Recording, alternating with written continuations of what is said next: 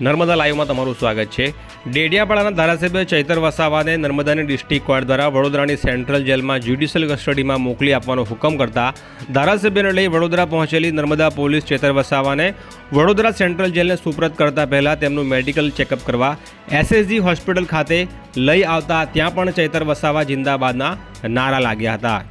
ધારાસભ્ય ચૈતર વસાવાની પ્રચંડ લોકપ્રિયતાને જોતા વડોદરા પોલીસે પણ આગોતરું આયોજન કરી દોરડા મંગાવી લીધા હતા અને ચૈતર વસાવાને મેડિકલ વોર્ડ સુધી લઈ જવા માટે ખાસ રસ્તો તૈયાર કરાયો હતો। ધારાસભ્યના આગમન પહેલાં વડોદરા પોલીસે બેરિકેડિંગ કરી લોકોની અવરજવરને પણ મર્યાદિત કરી દીધી હતી। ધારાસભ્યને લઈને નર્મદા પોલીસ વડોદરા એસએસજી હોસ્પિટલમાં આવી પહોંચતા ત્યાં પણ તેના સમર્થકો દ્વારા ચૈતર વસાવા જિંદાબાદના નારા લગાવવામાં આવ્યા હતા।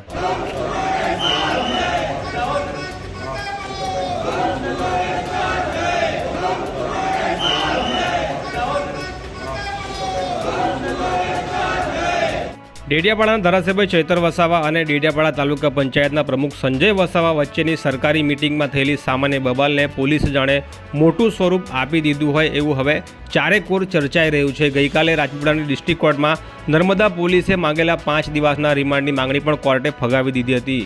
પોલીસે જે રીતે ફરિયાદીની ફરિયાદના આધારે કાચના ગ્લાસ ફેંકીને મારવાના પ્રયાસને હત્યાનો પ્રયાસમાં ખપાવ્યો અને ગુજરાતના જાણીતા વકીલોએ હાસ્યાસ્પદ ગણાવી નાખ્યો છે।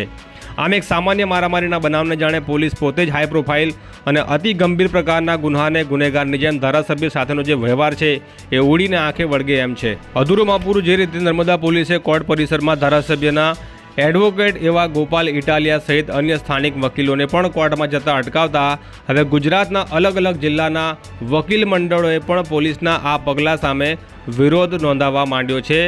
ગઈકાલે દ્રશ્યો સામે આવ્યા હતા કે એક વકીલ કોર્ટના ગેટની સામે જમીન પર સૂઈને પોલીસને આજીજી કરી રહ્યો હતો અને પોતાને કોર્ટમાં જવા દેવાની માંગણી કરી રહ્યો હતો। તેમ છતાં પોલીસે ટસની મસ થઈ ન હતી, પરંતુ હવે પોલીસના આ વ્યવહારની ચારે તરફ ટીકા પણ થઈ રહી છે અને ગુજરાતના અલગ અલગ વકીલ મંડળો પણ આ પોલીસના વ્યવહાર સામે પોતાનો વિરોધ નોંધાવવા માંડ્યા છે। આ જ પ્રકારના વધુ અહેવાલ માટે નર્મદા લાઈવની આ ચેનલ સાથે જોડાયેલા રહેજો।